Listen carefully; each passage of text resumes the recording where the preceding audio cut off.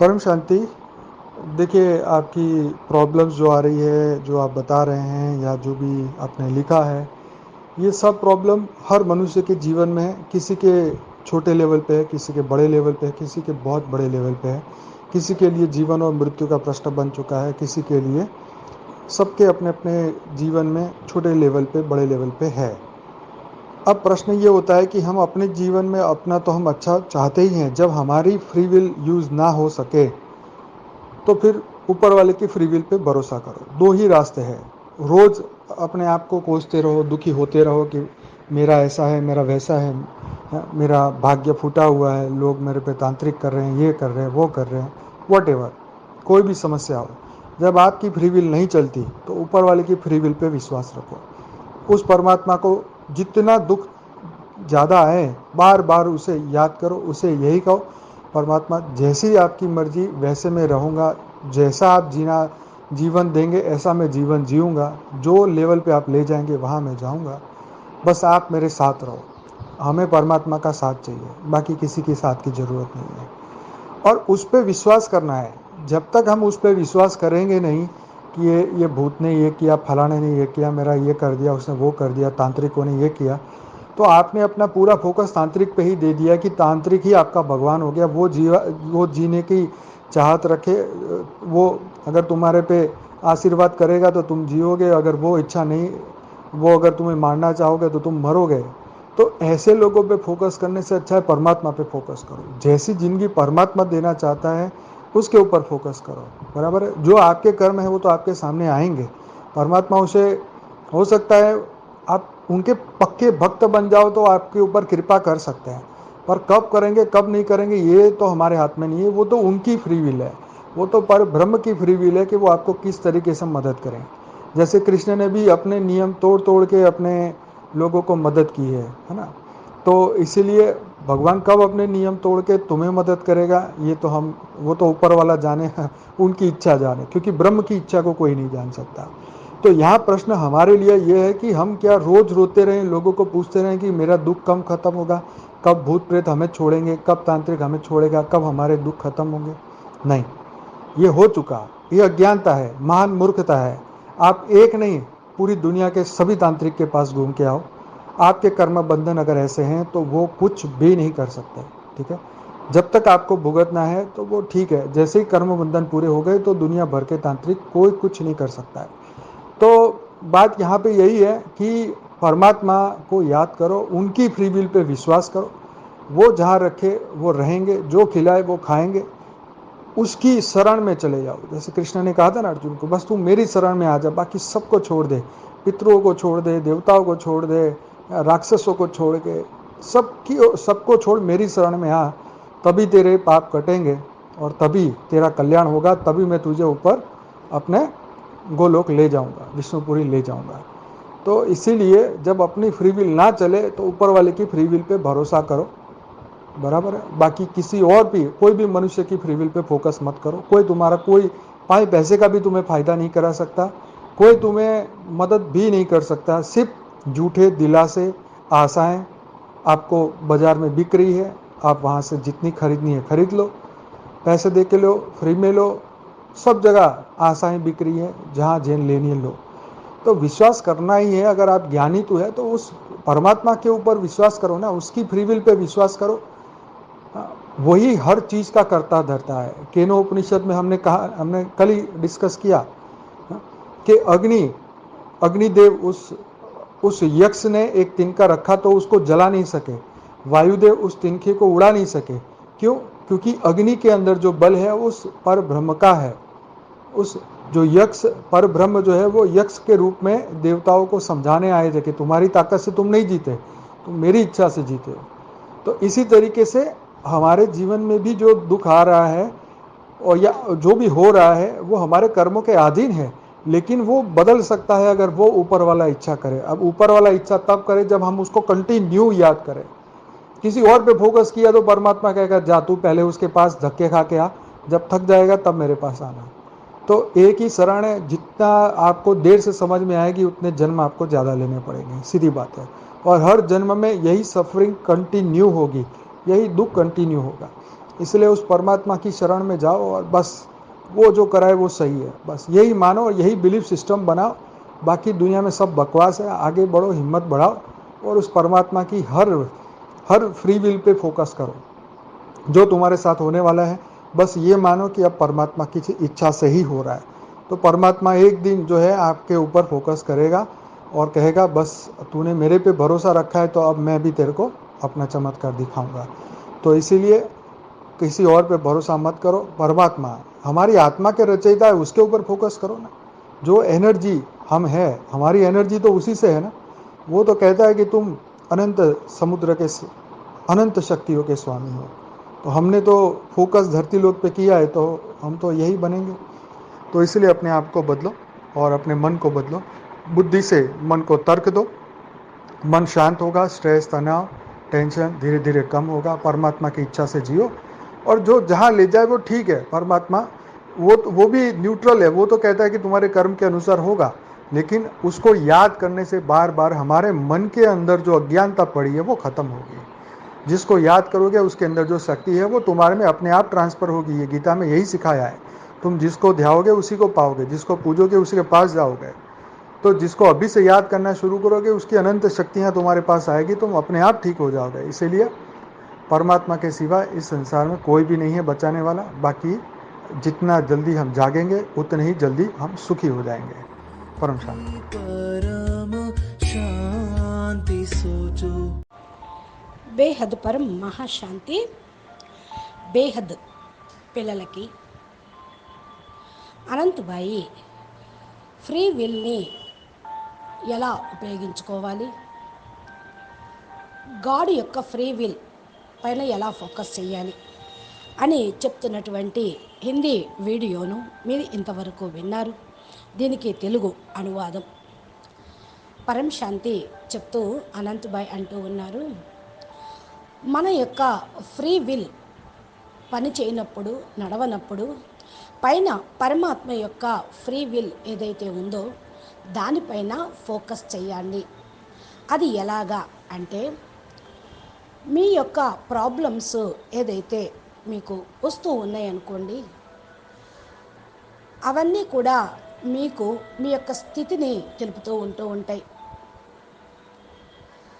అయితే కొంతమంది అన్నయ్యని అడుగుతూ ఉంటారు, ఇలాంటి పరిస్థితులు, ఇలాంటి ప్రాబ్లమ్స్ వచ్చినాయి అని అండి. ఈ యొక్క ప్రాబ్లమ్స్ అన్నీ కూడా మానవుడి యొక్క జీవితంలో చాలా చిన్న లెవెలే అనుకోవాలి. కొంతమందికి పెద్ద లెవెల్లో కూడా వస్తూ ఉంటాయి. అయితే ఎంత పెద్ద లెవెల్లో వచ్చినప్పటికీ కూడా అది ఈ సమస్యల వలన, ప్రాబ్లమ్స్ వలన ఇవి జీవన మృత్యు యొక్క ప్రశ్నగా తయారవుతూ ఉంటుంది. జీవితంలో చిన్న లెవెలు, పెద్ద లెవెలు అనేది ఏమీ ఉండదు. జీవితం లెవెల్స్లో ఏముంటుంది, అందరూ ఒకే రకంగా జీవిస్తూ ఉంటారు. వారి యొక్క ఆర్థిక పరిస్థితుల్ని బట్టి మరి సమస్యలు అనేవి వస్తూ ఉంటాయి, శారీరక పరిస్థితుల్ని బట్టి వస్తూ ఉంటాయి, కుటుంబ సమస్యలు ఇలా వస్తూ ఉంటాయి. అప్పుడే ఇలాంటి ప్రశ్నలు వస్తూ ఉంటాయి. మా యొక్క జీవితంలో మేము మంచి కావాలి అనే కోరుకుంటూ ఉంటాము, కానీ మా యొక్క కోరిక అనేది తీరటం లేదు. ఫ్రీ విల్ని యూజ్ చేసుకోలేకపోతూ ఉన్నాము అని. ఎప్పుడైతే మన ఫ్రీ విల్ని మనం ఉపయోగించుకోలేమో, అది పని చేయటం లేదో, మనం అనుకున్నవన్నీ జరగటం లేదో, అప్పుడు పైన ఆయన యొక్క ఫ్రీ విల్ పైన భరోసా వదిలిపెట్టండి. ఆయన యొక్క కోరిక, ఆయన ఎలా చేయాలి అంటే అలా చేస్తారు. ఆయన ఇష్టం ఏంటో ఆ విధంగా నడవనియండి. దీనికి రెండు మార్గాలు ఉన్నాయి. రోజు మిమ్మల్ని మీరు దీనివల్ల అనుకున్నది జరగటం లేదు, నా భాగ్యం ఇంతే, నా అదృష్టం ఇంతే, నా జాతకం ఇంతే అని మిమ్మల్ని మీరు దుఃఖ పెట్టుకోకుండా, సంకల్పం చేయకుండా,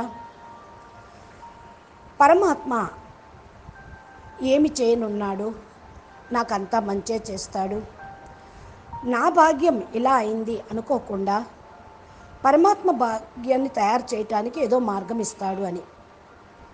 కొంతమంది వాళ్ళకి భయంకరమైన పరిస్థితులు వచ్చినప్పుడు ఇంకా తాంత్రికుల దగ్గరికి పరిగెత్తుతూ ఉంటారు. అది చేయటానికి ఇది చేయటానికి అని వాకబు చేస్తూ ఉంటారు. ఏ సమస్య అయినా సరే మీరే ఫేస్ చేయాలి. తాంత్రికుల దగ్గరికి వెళ్తే అవేమి సమస్యలు తీరవు. మీ ఫ్రీ విల్లు నడవలేదు అంటే పరమాత్మ పైన భరోసా పెట్టుకోండి, ఆయనకు వదిలేసేయండి అన్నిటినీ. ఎందుకంటే పరమాత్మ దుఃఖాన్ని అయితే పిల్లలకి ఇవ్వరు కదా.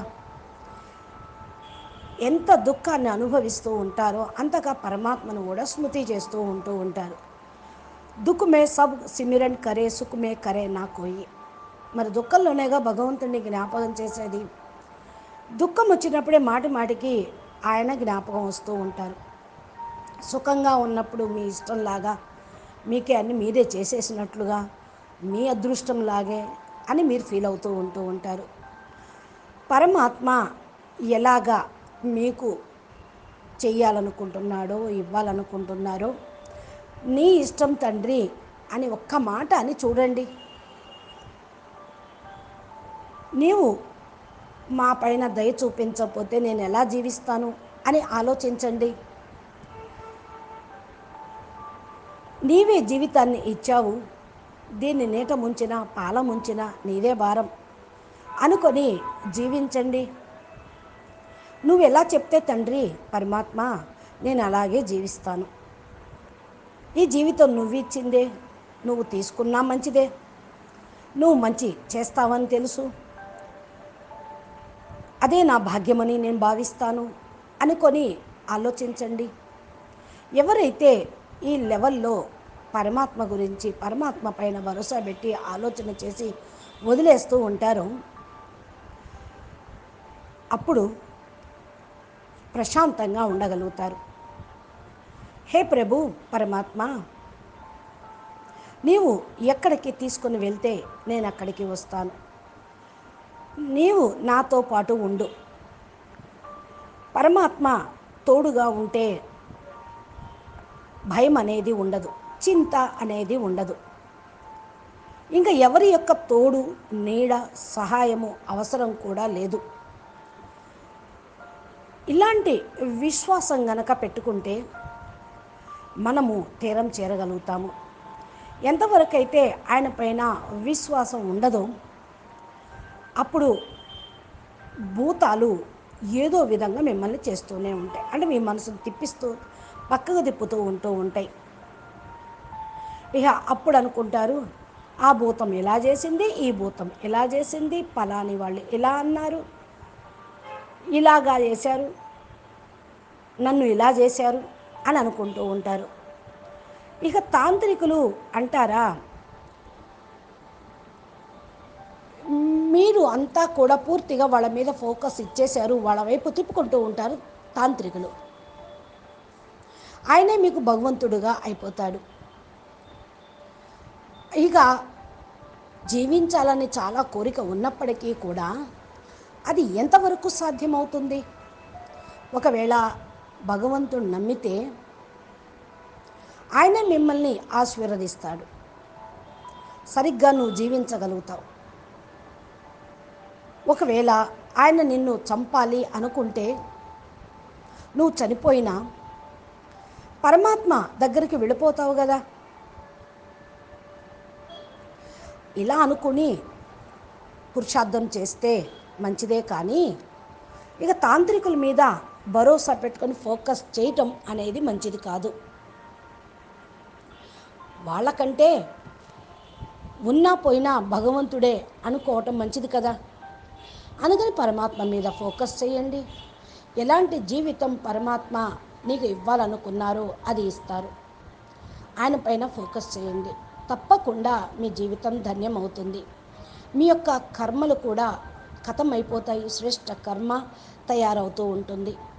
అయితే ఎవరు మీ ఎదురుగా వచ్చినా, ఎటువంటి పరిస్థితి మీ ఎదురుగా వచ్చినా, ఏ కర్మ భోగం వచ్చినా కూడా పరమాత్మకు అప్పచెప్పేసేయండి, ఆయన మీద పడేసేయండి.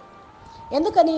ఆయనే మీ భారం అంతా మోస్తూ ఉన్నప్పుడు మీ కష్టాలు సమస్యలు పరిస్థితులు ఆయనవి కావా? ఆయన మొయ్యడా? ఆయన మోస్తాడు అని ఆయనకు అప్పచెప్పాను, సమర్పణ చేశానన్న పక్కా భావన పెట్టుకొని భలే భక్తులుగా అయినా సరే, భావనతోటి ఇలా అనుకున్నా సరే, భక్తులుగా అయినా సరే మీరు స్థిరంగా ఉండగలుగుతారు.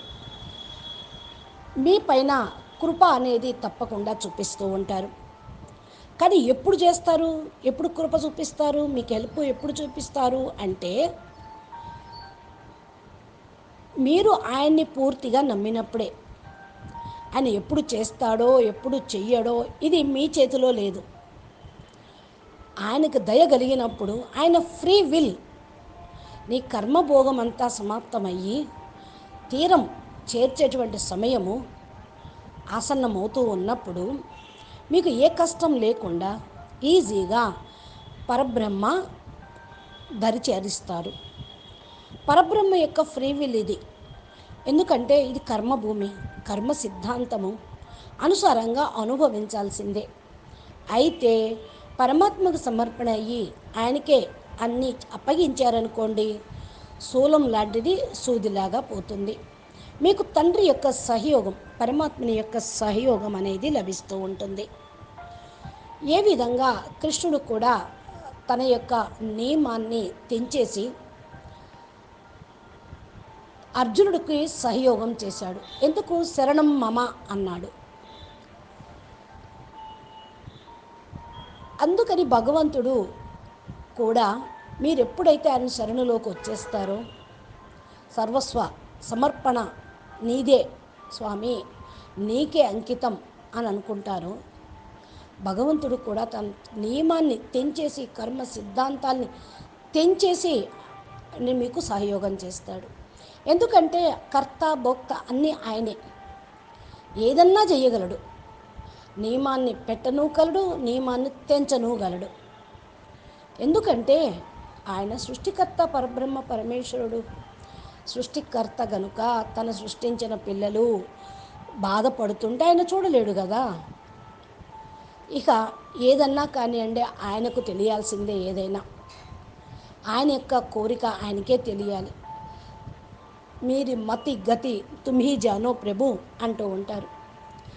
బ్రహ్మ యొక్క కోరిక ఎవ్వరూ కూడా తెలుసుకోలేరు. ఆయన ఏమి చేస్తాడో, ఏమి చెయ్యదలుచుకున్నాడో ఎవ్వరికీ తెలియదు, ఎవరు తెలుసుకోలేరు అసలు. ఇక్కడ ప్రశ్న ఏంటి అంటే, రోజు మనం ఏడుస్తూ ఉంటాం. మన కోసమే ప్రజల్ని అడుగుతూ ఉంటాం. మా కష్టాలు ఎప్పుడు పోతాయి, ఎప్పుడు ఖతమవుతాయి అని వాళ్ళని వీళ్ళని అడుగుతూ ఉంటాం. ఈ భూత ప్రేతాలు మమ్మల్ని ఎప్పుడు వదులుతాయో అని ఇంకా వాపోతూ ఉంటారు. ఎప్పుడు తాంత్రికుడు మమ్మల్ని వదిలిపెడతాడో, మాకు తాంత్రికుడు వీటి నుండి విముక్తి ఇస్తాడో అని కూడా అంటూ ఉంటారు. బాపూజీ ఒక వీడియోలో చెప్పారు, మీరు కనుక తాంత్రికుల దగ్గరికి వెళ్ళారు అంటే ఇక 2-3 భూతాలని మీ మీదకు పంపించేసి వాటిని తొలగించుకోవడానికి డబ్బులు గుంజి వాళ్ళకు ఆధీనపరుచుకొని మిమ్మల్ని పూర్తిగా తిప్పుకుంటూ ఉంటారు. అందుకని వాళ్ళ మీద భరోసా పెట్టుకోవద్దు, అవన్నీ వదిలిపెట్టండి. అయిపోయిందేదో అయిపోయింది. ఇదంతా అజ్ఞానం, మహామూర్ఖత్వంతో చేశారు. ఇప్పుడు ఒకటే దారి, ఒకటే మార్గం. ప్రపంచం మొత్తంలోని తాంత్రికుల దగ్గర తిరిగినా మీ సమస్య తీరదు. ఎందుకని? మీ యొక్క విల్ పవరు, మీ యొక్క కాన్ఫిడెన్స్, మీ యొక్క ఆత్మస్థైర్యము, జాగృతి మీరు గనక తయారు చేసుకుంటే కర్మబంధన సమాప్తం అవుతుంది. లేకపోతే ఎన్ని చోట్ల తిరిగినా కర్మబంధన ఎలా ఉందో అలాగే ఉంటుంది. వాళ్ళు ఏమీ చేయలేరు. వాళ్ళేమో దేవుళ్ళ కాదు కదా. నీవే ఆత్మస్వ పరమాత్మ కావాలి అని లక్ష్యం పెట్టుకోండి. ఎంతవరకైతే నువ్వు అనుభవించాలి కదా. అయితే కర్మబంధన కూడా తక్కువ చేసేది ఒక్క పరమాత్మ ఒక్కడే. భూత వైద్యులు, భూత ప్రేతాలు తొలగించే వాళ్ళు చేయలేరు. ప్రపంచం మొత్తంలో ఎంతోమంది ఉన్నారు తాంత్రికులు. మరి సమస్యలు ఏమన్నా తీరుతున్నాయా? ఎవరి అన్నా లేవు కదా. అయితే పరమాత్మను స్మృతి చేయండి. ఇక్కడ ఇదే ఒక మంచి పాయింట్ చెప్పేది. ఆయన యొక్క ఫ్రీ విల్ పైన విశ్వాసం పెట్టుకోండి. అది ఎక్కడ ఉంచాలో అక్కడే ఉండనియండి. పరమాత్మ ఎక్కడ ఉంచుతాడో మన్ని, ఎక్కడికి తీసుకొని వెళ్తాడో, ఏమి తినిపిస్తాడో, ఏమి తాగిస్తాడో ఆయనకే ఆయన మీదే వేసేసేయండి. నేను రెడీ, నువ్వు ఏ విధంగా చేసినా. ఆయన శరణంలోకి వెళ్ళాలి. అందుకనే కృష్ణుడు కూడా చెప్తాడు అర్జునుడికి, బస్ నీవు నా శరణంలోకి రా, అన్నిటినీ వదిలేసాయి, పితృల్ని వదిలేసాయి, దేవతల్ని వదిలేసాయి, రాక్షసుల్ని వదిలేసాయి, అన్నిటినీ వదిలేసి నా యొక్క శరణులోకి రా అన్నారు. అప్పుడే నీ పాపాలన్నీ తొలగించేస్తాను, అప్పుడు నీ కళ్యాణం తప్పకుండా అవుతుంది అని చెప్పాడు. నేను నిన్ను పై లోకాలకు తీసుకొని వెళ్తాను అనగా పరంపదం ఇస్తాను అని చెప్పారు. అంటే కృష్ణుడు ఉండేది గోలోక పరంధామం విష్ణుపురిలోనే ఉందది, అక్కడికి తీసుకొని వెళ్తానని వాగ్దానం చేశారు. అదేవిధంగా బాపూజీ కూడా వాగ్దానం చేశారు. ఎవరైతే వాగ్దానం చేస్తారో వాళ్ళు నిలుపుకోవాలి కదా. జో వాదా కియా ఓ నిభానా పడేగా. ఎవరైతే వాగ్దానం చేశారో వాళ్ళు నిలుపుకోగలరు.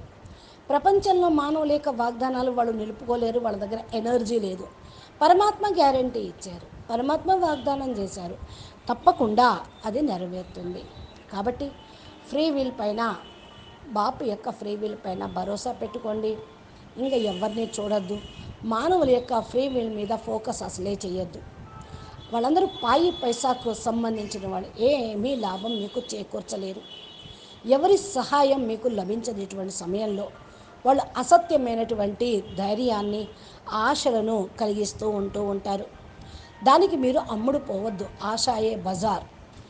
కానీ మీరు అక్కడ నుండి బయటపడినప్పుడు, వాళ్లకు అమ్ముడు పోకుండా ఉన్నప్పుడు మీరు ఫ్రీ అవుతూ ఉంటారు. ఫ్రీ అయిపోండి ముందు. అన్ని చోట్ల కూడా మీ ఆశలన్నీ కూడా అమ్ముడు పోయినాయి. ఇప్పుడు ఎవరు తీసుకున్నా ఎవరిపైన విశ్వాసం అనేది లేనే లేదు. కాబట్టి మీరందరూ జ్ఞానులు, పరమాత్మ పైన విశ్వాసం పెట్టుకోండి. ఫ్రీ విల్ తోటి విశ్వాసం నమ్మండి.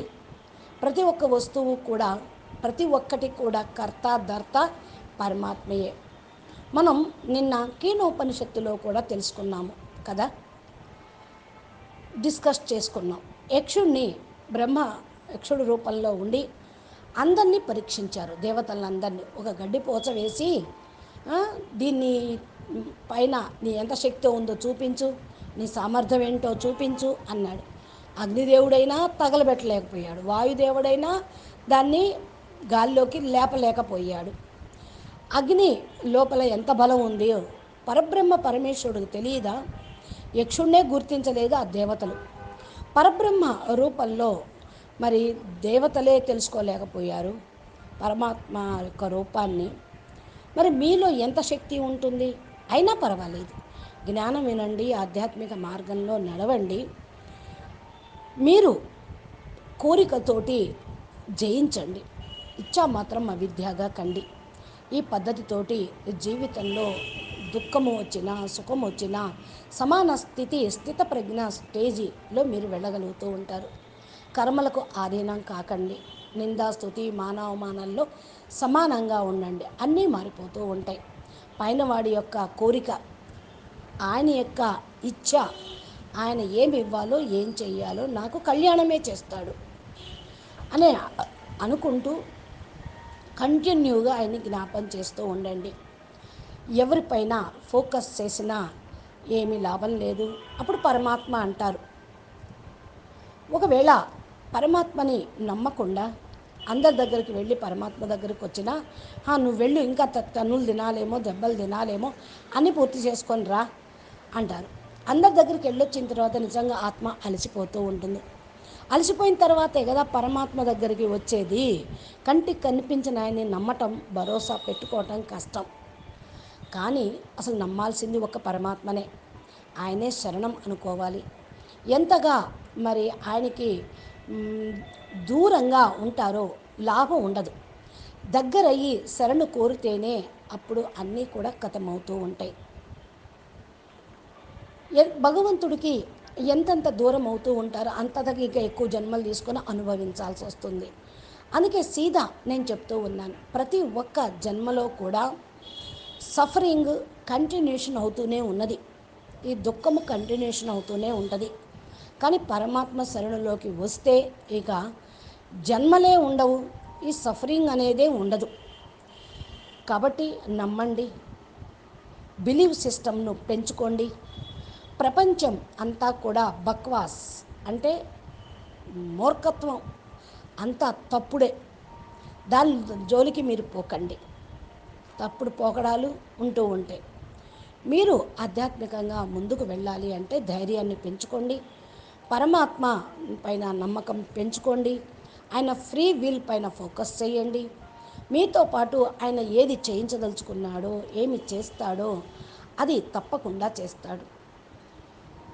జీవితం ఆయనకు అంకితం అన్నప్పుడు ఆయన ఎలా నడిపిస్తే అలాగే నడుస్తూ ఉంటాం కదా.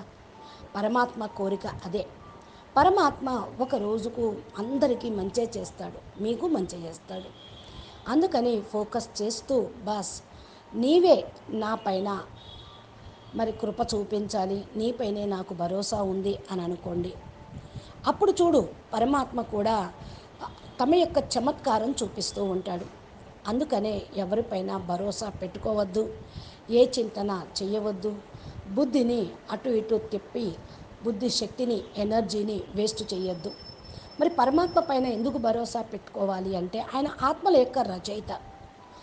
మరి ఆయన్ని నమ్మక ఇంకెవరిని నమ్ముతాం? మానవులన, మోసం చేసేవాళ్ళన, దుఃఖ పెట్టేవాళ్ళన, సమస్యలు సృష్టించేవాడినా? పరమాత్మ అంటేనే మన రచయిత. రచయితకు తెలుసు రచన ఎలా ఉన్నారో, వాళ్ళకి ఎప్పుడు ఏమి ఇవ్వాలో. మరి వారు చేసిన కర్మలు కూడా తొలగించి మంచి చేయటానికి కోసం వాళ్ళ ఎనర్జీని ఇస్తూ ఉంటారు. మీ లోపలే అనంత శక్తులు ఉన్నాయి. మీరు అనంత శక్తులు స్వామి. అందుకని మనకైతే ఈ భూలోకంలో ఏమీ అవసరం లేదు. మనం ఇంతవరకు అయితే భూమి మీద ఫోకస్ చేశాము. ఇప్పుడు వద్దనుకోండి, మనం ఏది కావాలనుకుంటే అది అయిపోతాము. అందుకని మీరు స్వయం మారండి, మీ మనసుని మార్చుకోండి. బుద్ధితోటి మనసుని తర్కం చేసుకోండి. మనసు శాంతిగా అయిపోతుంది.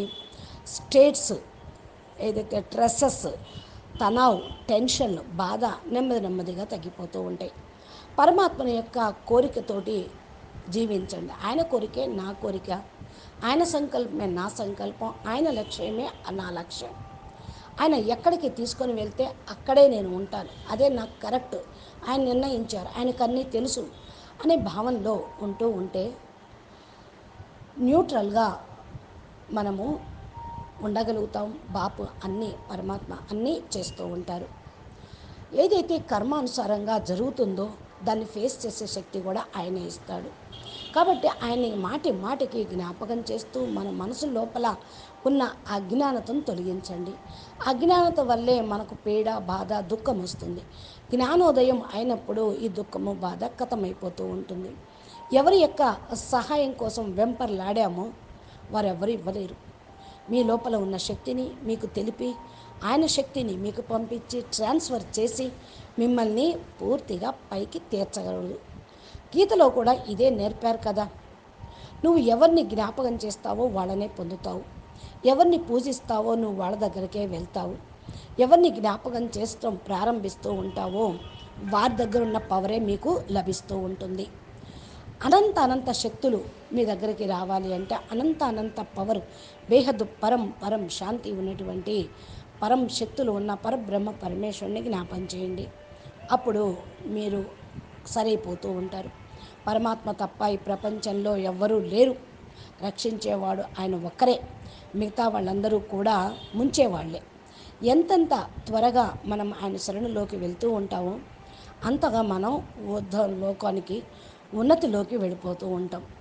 మనకు త్వరగా సుఖంని కూడా పొందగలుగుతాం.